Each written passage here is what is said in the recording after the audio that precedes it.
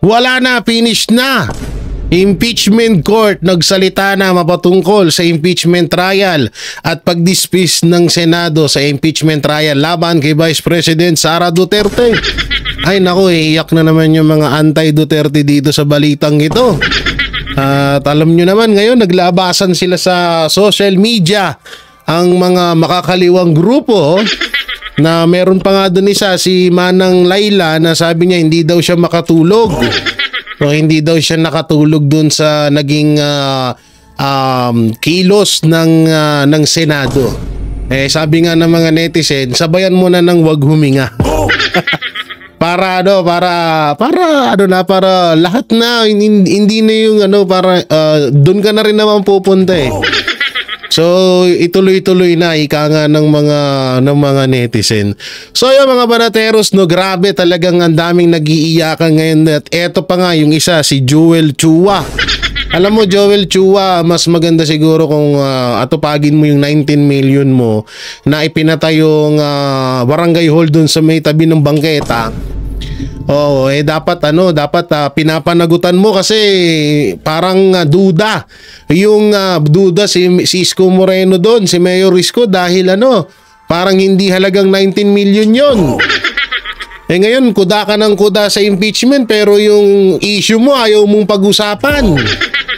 At kanina nga may mga video ng mga estudyante. Ito, alam nyo, naaawa ko dito sa mga magulang na tong mga estudyante na to. Na todo suporta sa pag-impeach kay Vice President Sara Duterte. Todo convict daw, i-convict daw si BP Sara. Anak ng teteng, bago makonvict si BP Sara, si Franz Castro muna. Si Franz Castro muna dapat ang ma-convict. Grabe naman. Bakit si Vice President? Bakit? Convicted ba yon? Ang convicted dito si Franz Castro tsaka si Raul Manuel, may kaso din yan. Bakit hindi yun yung pinoprotesta nyo tapos sasabihin nyo convict Sara? Sinahulo ba kayo? Nakakaawa lang ho yung mga nakakaawa lang ho yung mga estudyanteng ito dahil na-impluwensyahan ng mga siraulong mga makakaliwa. Ang nakakaawa lalo ho dito yung kanilang magulang na kayod kalabaw sa ibang bansa o dito sa Pilipinas, pagkatapos ganyan lang ang gagawin ng mga anak nila. Okay naman sana na matutunan ng mga kabataan yung mapatungkol sa mga politics kasi talagang napakaganda rin ho nito. Kaso hindi na ho dapat pahumantong na susuporta ka sa isang partido at makikisali ka pa sa impeachment. Okay na ho yun. Sumuporta kayo kay Marcos sa mga dilawan. Okay, walang problema. Pero yung parang makikihalubilo pa kayo, hindi nyo naiisip na para kayong mga tanga na ginagamit kayo dyan na pangbalandra dyan sa social media, sa mga media na may hawak kayong kunbik-kunbik. Tanong lang, proud ba magulang sa inyo na yung anak nilang pinagtatapos mapupunta lang sa pagiging NPA? Hindi kayo magiging katulad ni Risa Ontiveros. Oo, si Risa Ontiveros, dating ganyan din yan na ngayon ay senador na, natuto na ho. Ang mga Duterte, alam kilatis na nila ho yung mga katulad ni Risa Ontiveros na ganyan tao. Yung tipong gagamitin lang yung mga Duterte, tapos pag nanalo na, siya mismo yung unang bibira sa mga Duterte. Oo, ganyan yung style ni Risa Araneta Ontiveros. So eto na nga dito nga nasupalpal na naman ulit yung etong mga tawag dito. Etong mga tiga-suporta ng mga makakaliwa. Oo, dahil alam nyo naman na todo sila dito sa impeachment, pero dito nga kitang-kita ho natin dito po, ito po yung patunay na dapat lang ho daw talaga yung ginawa ng Senado. Talagang wala ho daw pagkakamali ang Senado doon. Desisyon na to, basahin natin yung title Desisyon ng Senado sa ang impeachment versus Sara hindi technicality dead. O ito, para mas lubuso nating maunawaan, panoorin natin. Despite the heated debates, inalaw na lang ni Senator Marcoleta yung movant na i-amend yung kanyang motion para ito'y maging motion to archive na lang. So this means na mapapreserve yung record while the case is still inactive. It's not technically dead or terminated. Pwede pa rin i-revive to in the future by another majority vote. Pero for the meantime, nasa records lamang po yon ng Senado. So this affords the Senate maximum flexibility to deal with the matter kung dumating yung pag-reverse na yon na hinihintay naman ng minority, yung pag-reverse ng Supreme Court decision. So ito yung pinakamagandang hakbang na ginawa ng Senate dahil inassert niya yung kapangyarihan niya na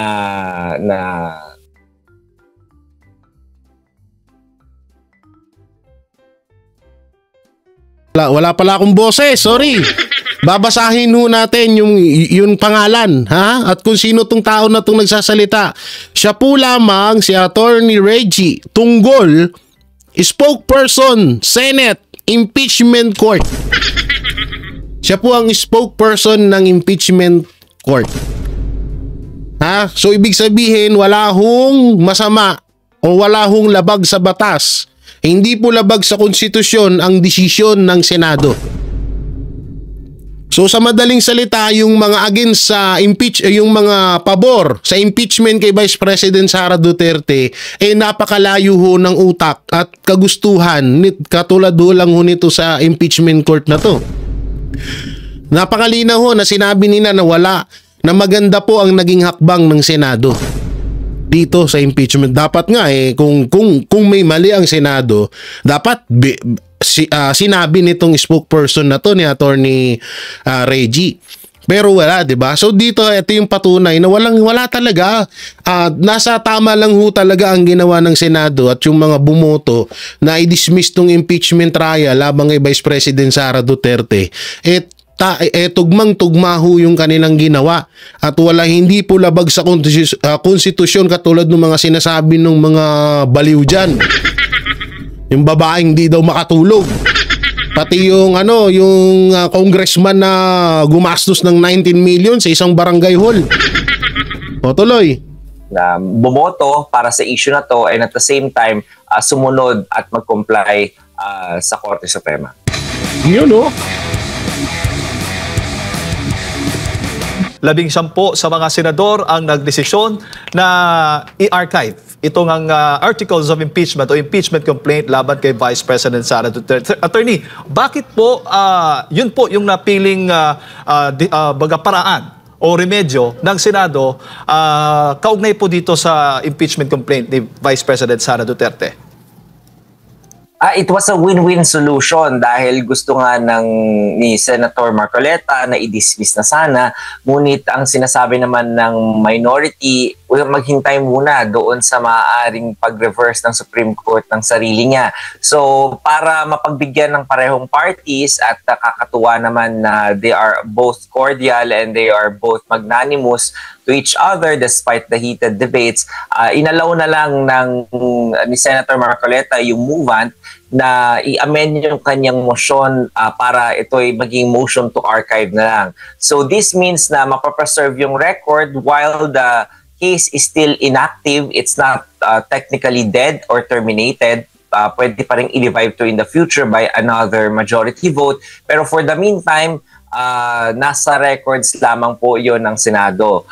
So this affords the Senate maximum flexibility to deal with the matter kung dumating yung pag-reverse na yon na hinihintay naman ng minority, yung pag-reverse ng Supreme Court decision. So ito yung pinakamagandang hakbang na ginawa ng Senate dahil inassert niya yung kapangyarihan niya na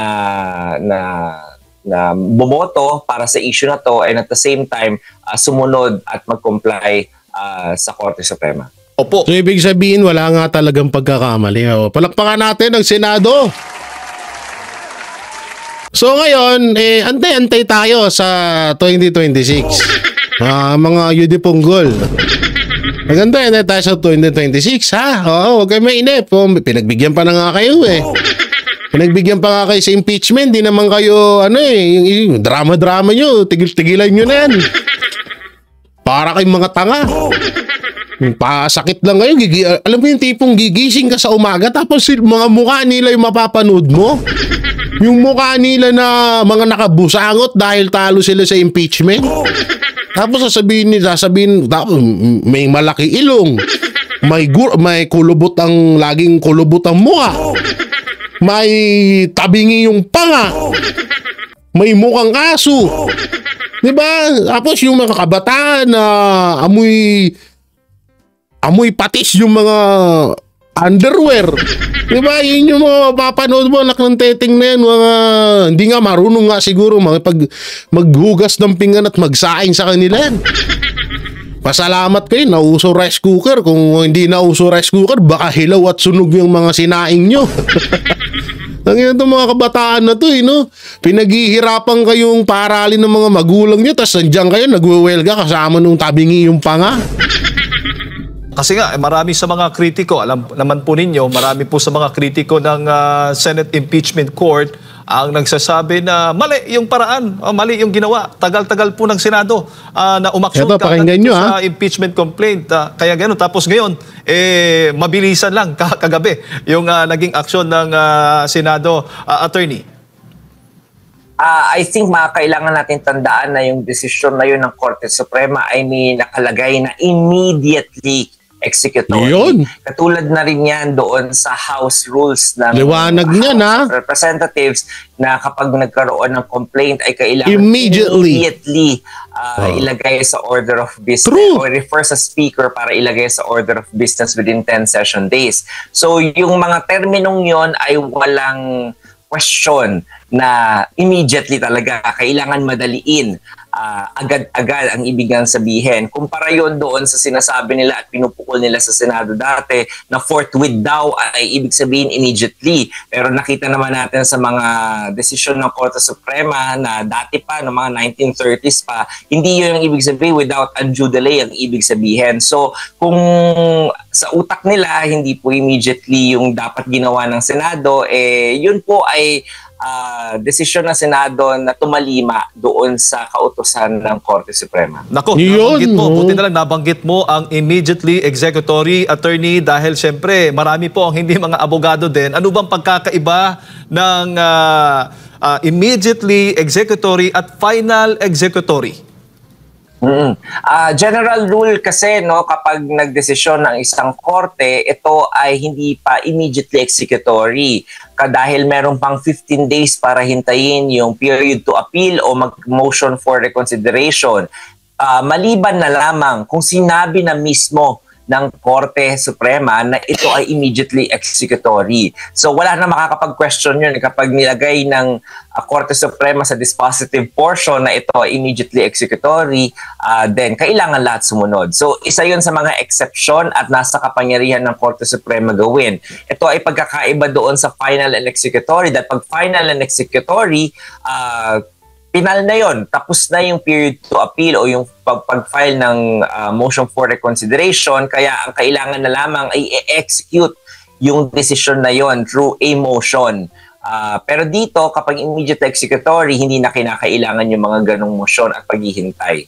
Opo. So, anong ibig sabihin po nung motion for reconsideration po na inihain po ng House of Representatives? Since sabi nga ng Korte, unang desisyon nila, immediately executory, tapos nung nagkaroon po ng press con yung tagapagsalita ng Supreme Court, ganun din, binigyan din muli na immediately executory ang desisyon, ang kanilang naging desisyon patungkol nga po dito sa impeachment complaint ni Vice President Sara Duterte. Tama ka dyan. Usually nilalagay yung immediately executory kahit na may pendency pa o may right pa na mag-file ng motion for reconsideration. Kung merong mga vested rights yung mga parties o merong mga kinakailangan protektahang mga interest yung Korte Suprema para hindi mabaliwala yung proseso. So katulad na dito, alam naman natin ang impeachment ay isang divisive issue, and I think the Supreme Court deemed it fit na wag nang mag-aksaya masyado ng panahon yung mga branches of government. Kaya kahit na may 15 days pa, kaya nito inisip na wag nang patagalin yung pag-execute nung desisyon na yon at gawin ng immediate executory. Opo. Attorney, sabi ng ilan nga sa mga senador during nga sa hearing kahapon na nawalan ba ng kapangyarihan o itong ang jurisdiction ang Senado patungkol nga po dito sa impeachment cases? Kalokohan yun? Hindi totoo yun, no? Dahil Isang ano yun? Kalokohan yun? Sino nagsabi ng hype na yun? Mawawalan ng ano yung Senado dahil sa impeachment, kagaguhan nyo. Hindi kasi, ganito kasi ginagawa eh. Yung Congress, pinipressure nila yung Supreme Court para kampihan sila. Ganun ang strategy nila ngayon. Etong Congress, sabihin na natin hindi Congress, yung mga anti-Duterte na wala naman sa kahit hindi congressman, pinipressure nila ang Senado. So yung dalawa na yan, Supreme Court at Senado, parehas nilang pinipressure para kumampi sa kanila at i-impeach si Vice President Sara Duterte. Ganyan yung strategy nila ngayon. So to, kalukuhan naman yung sabi nung tanga nun Pagtanga mo. Kita ninyo at napanood nating lahat, no? Yung ginawa ng Senado kahapon ay pagtalima sa kanyang mataas na duty at tungkulin under sa konstitusyon na i-take matter pa rin yung kaso ng impeachment na ihain sa harap niya. At pangalawa, tumalima doon sa desisyon ng Korte Suprema. At yung pangatlo nga, pagdesisyonan kung paano gagawin yung pagtalima na yon para ibalanse yung kasong nasa harap niya. So, lahat ng mga issues na ganyan ay pinagbobotohan ng mayorya in a Republican Democratic country such as the Philippines. So nakita natin yung pag-exercise ng Senado ng kanyang kapangyarihan under the democratic process under the Constitution. So hindi totoo yun na hindi paggampanan sa tungkulin ng Senado yung nangyari kagabi. Ngayon ngayon sino papaniwalaan namin? Papaniwalaan namin yung tabingi yung panga. Yung malaki ang ilong. Yung dating may skandal. Sino papanga namin? Congress. So ibig sabihin Congress mas kapanipaniwala kayo. Mga congressman na tutol sa desisyon ng Senado, mas kapanipaniwala ba kayo kaysa sa spokesperson ng impeachment court? Paundo mo! Ay, sorry. Hindi kasi mga buwisit eh. Anak ng teteng, eto ang nangyayari kasing kalakaran dyan, ang nangyayari kasi dyan sa Congress, kapag congressman ka, ako congressman, attorney ka, judge ka, sabihin na natin ikaw ang pinakamataas dito sabihin na natin ikaw ang judge. Mas may alam ako sa'yo. Ganun ang gusto nila mangyari kapag congressman ka, dapat ako ang paniwalaan. Huwag mong paniwalaan yung judge na yan, mas may alam ako dyan. Huwag mong paniwalaan yung attorney niya, mas may alam ako dyan. Yan ang gustong iparating sa atin ng mga punyetang mga congressman na to. Hindi ko naman nilalahat yung iba lang dyan. Lalo-lalo na yung leader nila, montanga din. Di ba? Ayun yung gusto nilang iparating. No, alam niyo sobrang napaka-weirdo niyan.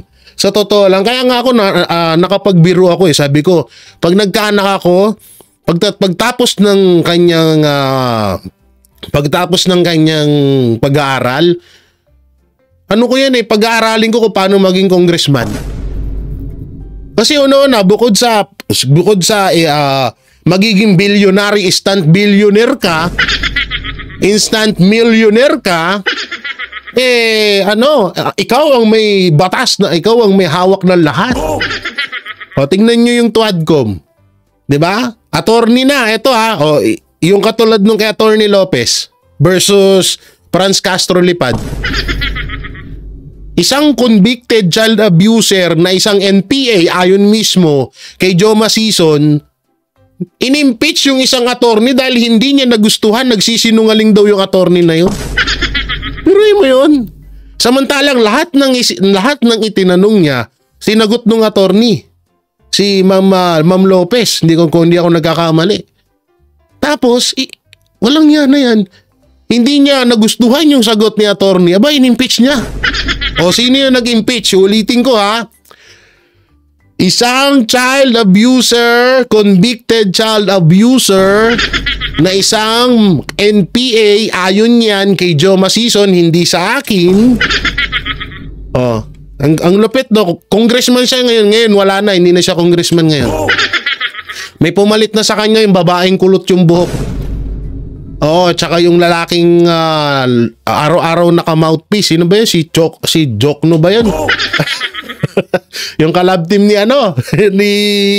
yung tabingi yung ang galing din ng tandem nila. No? Believe din ako kay Marcos sa pagsasama-sama silang lahat.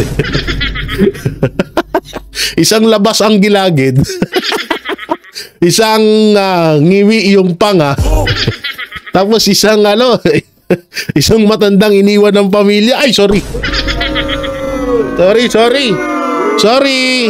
Hindi kasi may bali-balita dyan. May isang congressman dyan, iniwan ng pamilya.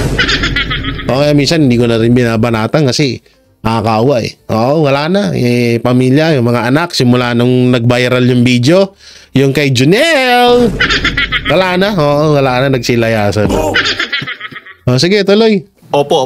Baka umiyak na naman sila eh. Maintindihan ng ating mga kababayan, ano ho ba ang essence o diwa po ng naging desisyon ng Supreme Court? Kasi nga, hindi ho ba may kanya-kanya pong role ang branches of government, ang legislatura nga, to try and decide, di ba, sa impeachment. Pero dito sa naging desisyon ng Supreme Court, ano ho ba yung gustong iparating para sa ating lahat at lalo na po sa mga kinauukulang mga opisyal? Yung Supreme Court decision na yon, kung mababasa ninyo, medyo mahaba-haba, pati yung mga concurring opinions, sinasabi nila na ang Supreme Court ang may kapangyarihan na mag-decide on the interpretation of constitutional issues at ito rin ang may kapangyarihan na mag-decide kung meron nga bang ginawang pang-aabuso ang isang co-equal branch of government doon sa proseso. Hindi ito pag-desisyon doon sa merito ng kaso, ito lamang ay pag-desisyon sa procedural aspect o teknikalidad na within the power of the Supreme Court. At nakita niya na doon sa proseso ng pag-initiate ng impeachment complaint o articles ay nagkaroon ng pang-aabuso sa karapatan ng nasasakdal na si Vice President Sara Duterte dahil hindi siya nabigyan ng due process. At kasama na rin dito yung pag-aabuso sa kapangyarihan ng pag-initiate dahil hindi ito sinunod yung one-year bar rule na kailangan isang complaint lamang.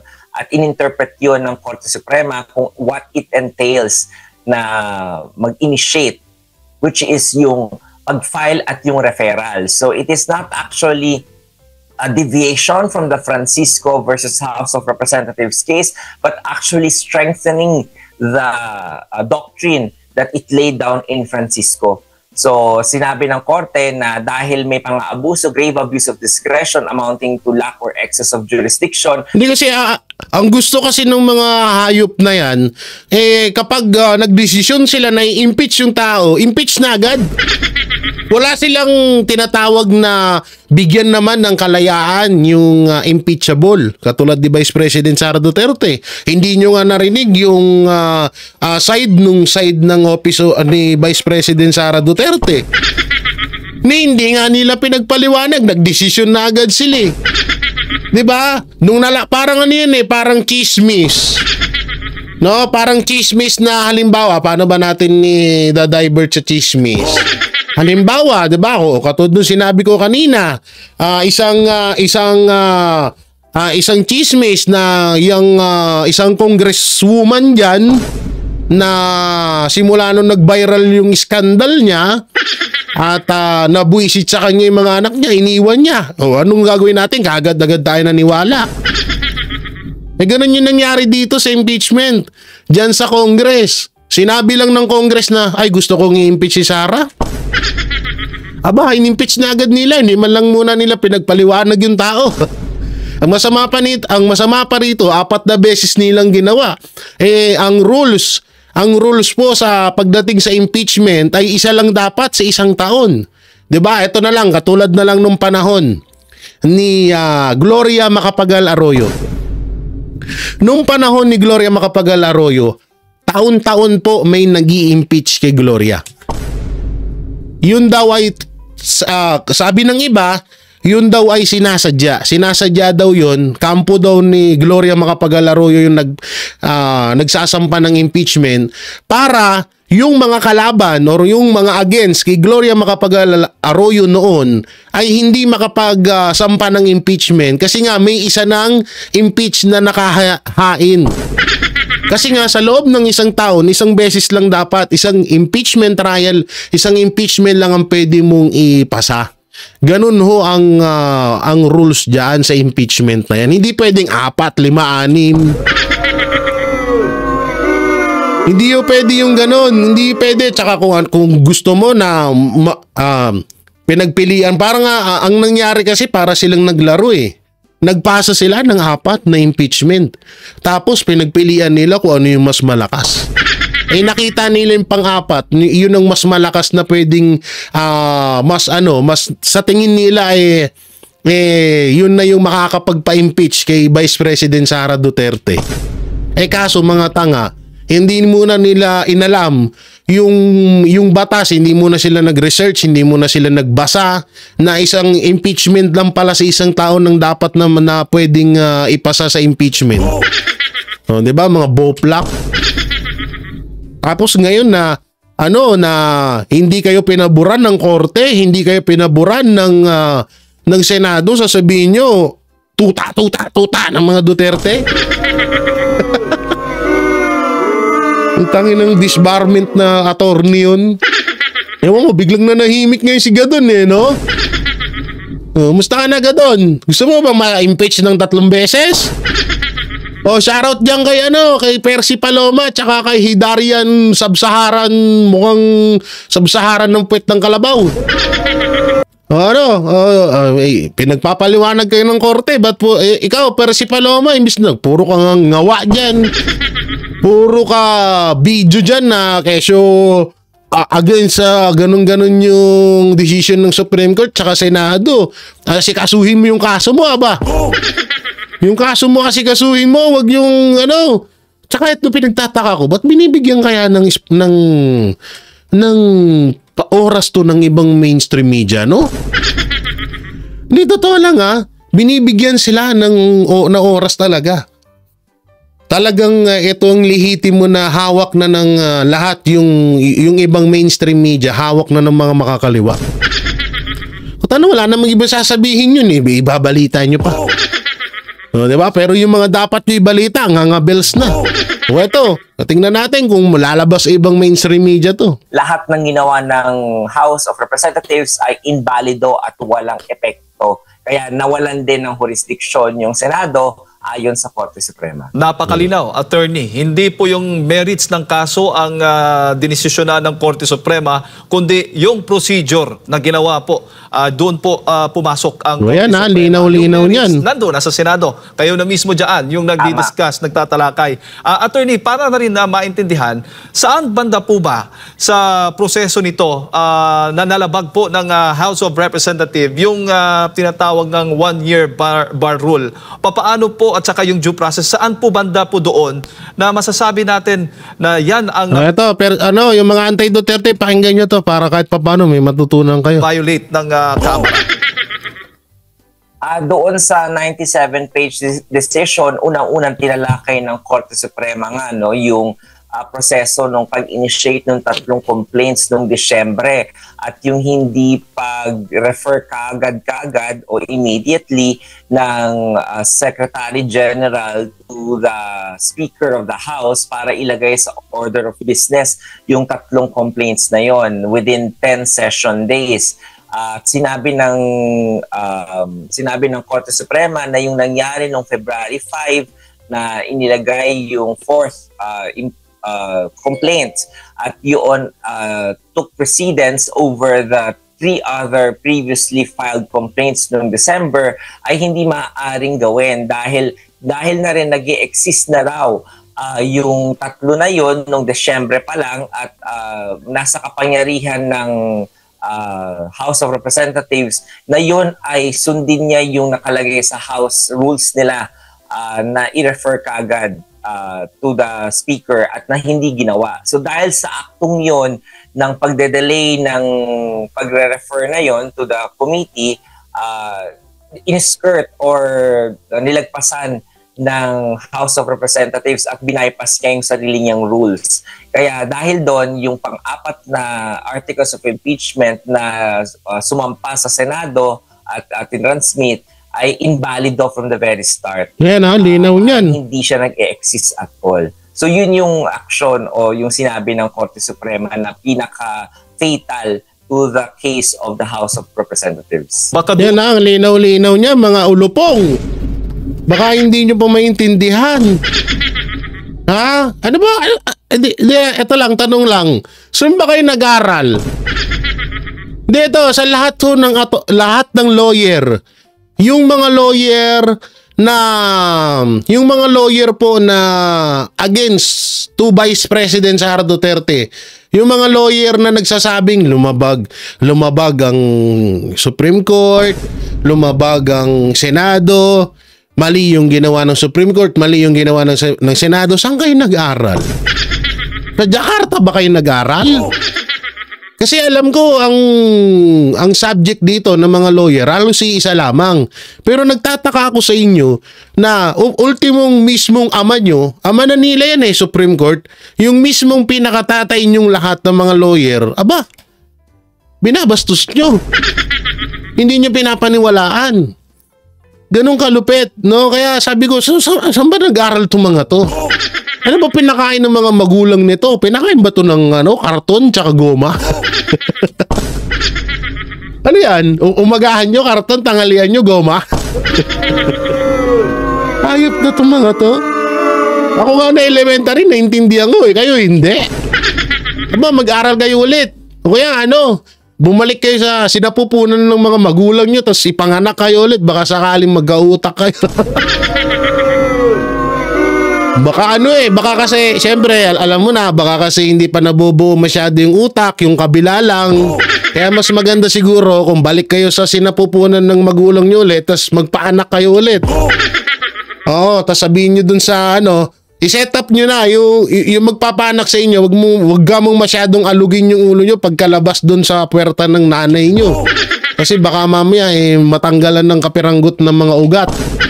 Maging tanga kayo ulit. Sa madaling salita, attorney, nagsimula po nung yung delay sa opisina ng Secretary General. Dapat dineretso kaagad doon sa opisina ng Speaker. Tama ho ba?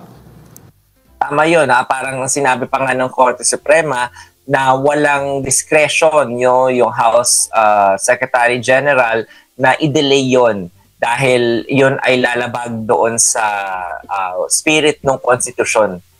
At sinabi din, bago ko lang ipasa kay Partner Admar, sinabi din ni Senator Marcoleta kahapon, tinanong po siya ni Senator Cayetano, hindi ho ba kung nabasa ba nila mismo yung complaint mismo doon sa kanila, sa House. At aminado si Senator Marcoleta na wala silang nabasa. Mahingi nga daw siya, tapos walang nabasa, attorney. Isa rin ho ba yun sa mga naging violation ng House of Representatives?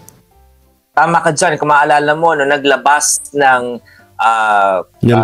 yung resolution ng yung Korte Suprema kailan lamang at tinatanong yon kung nabigyan ba lahat ng mga kongresista ng kopya nung complaint na fourth complaint at kung nabasa ba ng mga kongresista yung fourth complaint na yon. Ngunit hindi ito sinagot ng Kongreso kahit na meron siyang pagkakataon na sagutin ito dahil in-invoke niya yung separation of powers o political question. Kaya sayang yung oportunidad dahil kung nasagot nila kaagad yun, kung talagang alam naman nila na naibigay nila yung mga kopya na yun, then it would have been different siguro yung pagkukonsidera ng Supreme Court dun sa sagot na yun. Doon pa rin pala, may isa pa pala rin pala kayong pagkakamali. 'di ba, sinabi ni Senator Marcoleta na hindi nga daw siya nabigyan ng kopya. So ibig sabihin, pag ikaw ay partido nila, alam na nilang kakampi nila, meron kang kopya. Pag hindi ka nila alam nilang di ka nila kakampi, wala kang kopya. So bawal huyong kasi dapat ang isang impeachment na ipinapataw, lahat po ng mga congressman diyan, damay-damay po lahat 'yan. Lahat po dapat 'yan ay nababasa ho nila 'yan. Bakit si Senator Marcoleta wala?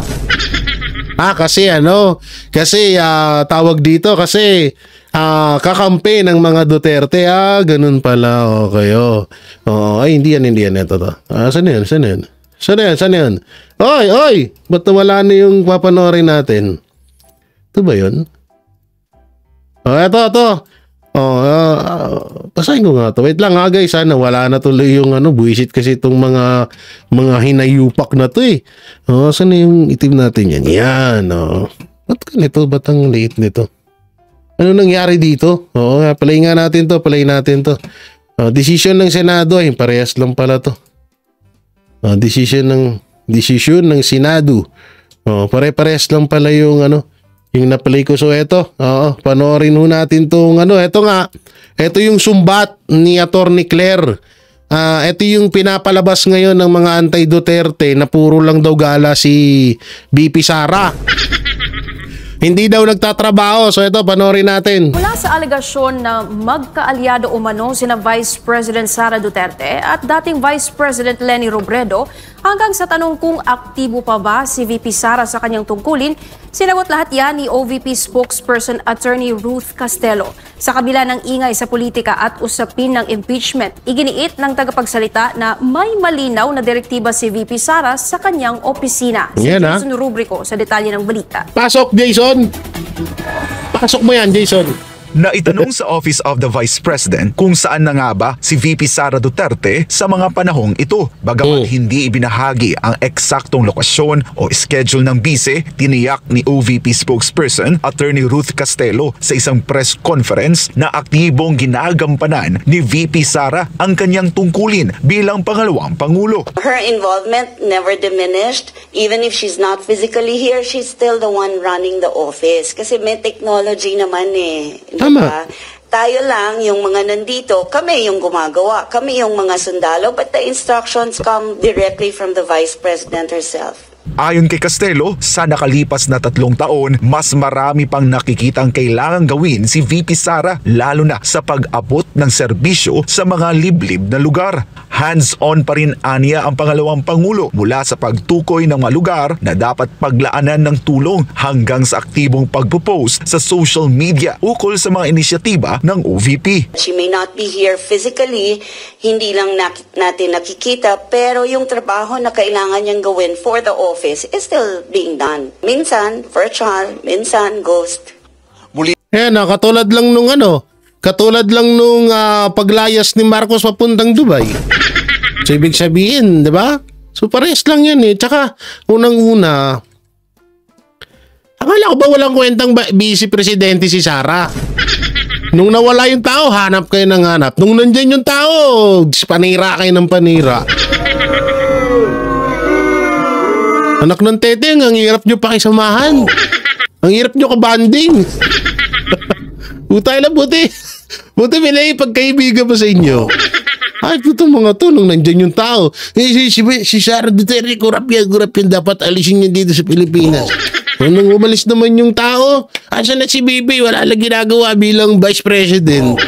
Tanginan tong mga to, wala nang, di na alam kung anong gagawin sa inyo eh. Halos lahat na lang eh, no? Siguro pati yung pati yung mga kinakain ni Vice President Sara Duterte, insecure tong mga yudipunggol na to.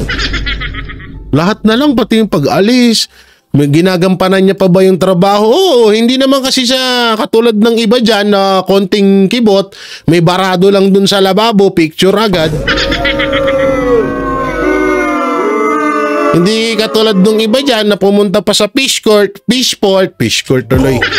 Diba? Para magpa-picture-picture, pumunta pa dun sa sunugan ng pulburon para may pang picture-picture, may pang post. Hindi naman kasi ganun yung mga Duterte na todo kunting kikibot eh. Mas maganda yung, tsaka ito ramdam natin yung trabaho ng Office of the Vice President. Diba? Ngayon, bakit kayo nagtatanong? Eh, pwede nyo naman i-check sa page ng Office of the Vice President. May mata naman siguro ko, marunong naman nata kayo mag-research. Diba? Ako, nakikita ko naman araw-araw. Kayo ba't hindi nyo nakikita? Tanga ka ba? Ay, yung ano lang magmura eh. Oo, bad trip lang kasi dito sa mga tulunggis na to eh. Namang iginiit ni OVP spokesperson Attorney Ruth Castelo na malinaw ang direktiba ni Vice President Sara Duterte na manatiling nakafocus sa serbisyo at trabaho sa kabila ng ingay sa politika at usapin sa impeachment. Impeachment or no impeachment, the Office of the Vice President will work the same or even harder to fulfill the mandate of the office and to fulfill also the advocacies of the Office of the Vice President. Okay. Until then, we do not know what's happening outside. Nice, Ma'am Ruth. Tuloy lang kung anong trabaho. Oo. Yun lang ang focus naman kasi. Well, of course, that's a standing order from the Vice President also na whatever happens outside, whatever happens in politics, diretso lang, focus lang. Ang pinakamasakit pa dito, no, yung mga anti-Duterte, iyakan ng iyakan. Samantalang si Vice President Sara Duterte, nakangiti habang nakikipag-kamayan sa mga supporters niya. Samantalang iba dyan, hindi ako nakatulog. Ito po ay nalugi po ang sambayan ng Pilipino. Sa mga lahat ng anti-Duterte, yan sila Percy Paloma, sila Laila De Lima, Risa Ontiveros, sila Joel Chua, lahat ng mga congressman dyan na Bataan ni Romualdez. Pwede ba baguhin nyo? Kasi naririnig ko lagi sa inyo, talo ang taong bayan. Talo ang taong bayan. Parang binigo ang taong bayan. Puro kayo taong bayan, putang ina nyo, pakialam namin sa inyo. Tayo na kasi nakakayamot, puro kung taong bayan, inalipusto nyo ang taong bayan, di ba pwedeng sarili nyo lang? Paano kami? Kami nila Ma'am Ruth, kami ng Banateros, lahat ng supporters ng mga Duterte, di ba taong bayan kami? Wala kaming pakialam sa opinion nyo. Wala kaming pakialam sa inyo. Huwag nyo kami idamay. Taong bayan kayo ng taong bayan eh. Kayo lang nagsasalita dyan tapos taong bayan.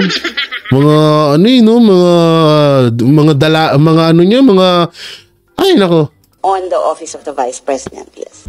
Samantala, iginit ni Castelo na nire-respeto ng OVP ang tugon ng masa survey ng Okta Research kung saan bumaba umano ang trust at performance ratings ng Okta Research sa second quarter ng 2025. We, of course, respect the survey regardless of the source kung saan po galing yung survey na yan. With that, kung totoo man yun o hindi, we have resolved to do better for the Office of the Vice President. The Vice President herself also has resolved to work even harder than... Puta na, si Bam at si Kiko Pangilinan nga, wala lagi sa survey, nanalo eh.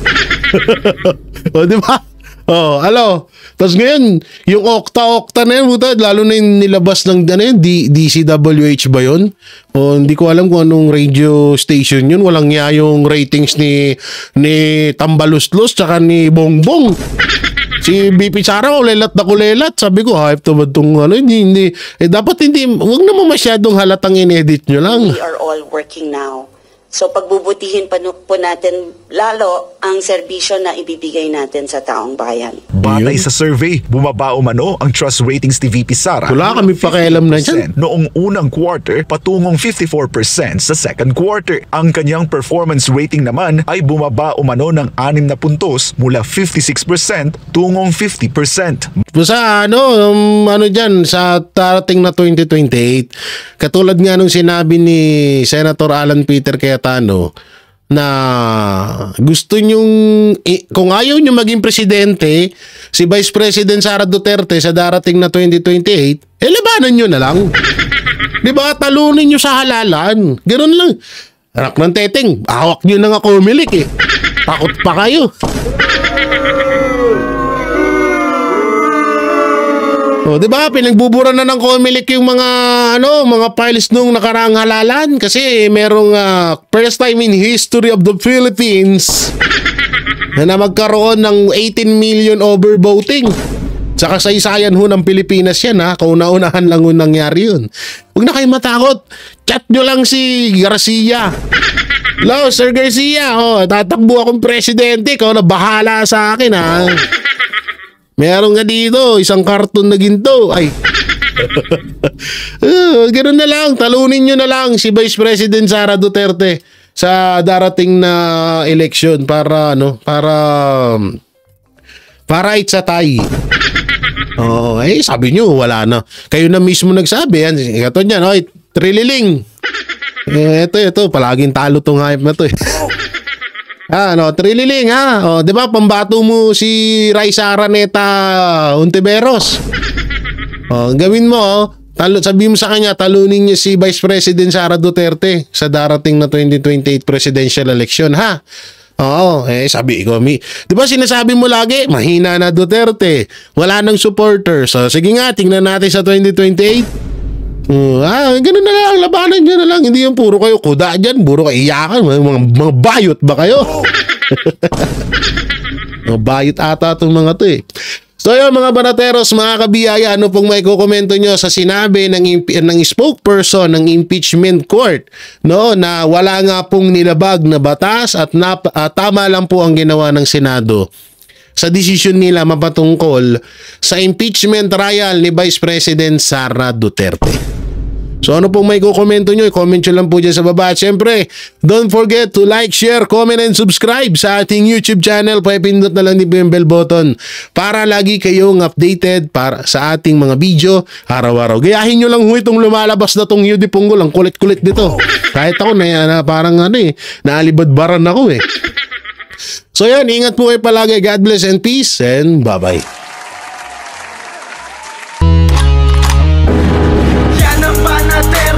Walang inuurungan. Pag tama palakpakan, pag mali ay babanatan. Yan ang Banateros, boses ng ordinaryong Pilipino. Banateros ay walang makakaawan. Walang inuurungan, Banateros ay tinutulungan.